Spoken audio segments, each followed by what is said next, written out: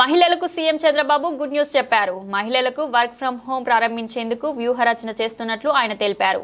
Science రంగంలో విజయాలు సాధిస్తున్న మహిళలకు అభినందనలు తెలిపారు. చంద్రబాబు స్టెమ్ కోర్సులో అవకాశాలు కల్పించేందుకు కట్టుబడి ఉన్నామన్నారు. కరోనా అనంతరం పరిణామాలు వర్క్ ఫ్రం హోంలు ప్రాముఖ్యత పెంచాయని పేర్కొన్నారు. Remote work, coworking, neighbourhood work space కాన్సెప్ట్లు వచ్చాయన్నారు. ఈ కాన్సెప్ట్లు అనువైన ఉత్పాదక పని వాతావరణాన్ని సృష్టిస్తాయని చెప్పారు.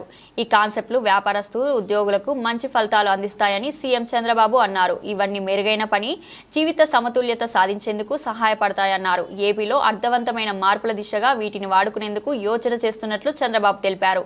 రాష్ట్ర IT and GCC policy 4.0 game changer కానుందన్నారు. అట్టడుగు స్థాయిలో ఉపాధి కల్పించేలా ఐటీ, జీసీసీ సంస్థలకు మద్దతు ఉంటుందన్నారు.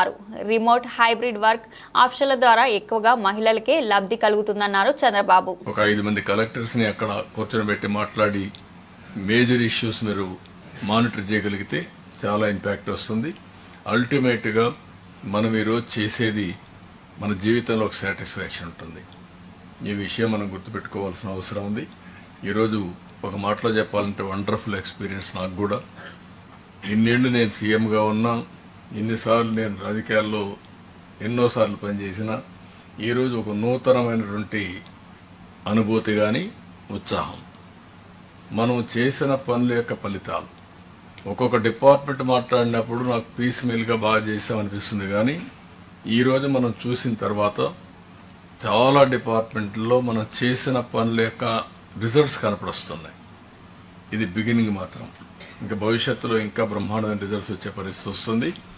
విత్ వెరీ వెరీ హార్డ్ కండిషన్స్లో ఫైనాన్షియల్గా కానీ, మొరల్ కానీ, డిఫంక్ట్ కావడం కానీ, మనకు రిసోర్సెస్ లేకుండా పోవడం కానీ, అన్నిట్లో కూడా we are able to do extraordinary work. దీనికి అంతటి కారణం సమిష్టి కృషి, మీ అందరి యొక్క పార్టిసిపేషన్. దానికి మనస్ఫూర్తిగా టీంను అభినందిస్తూ మరొకసారి అందరికీ నమస్కారాలు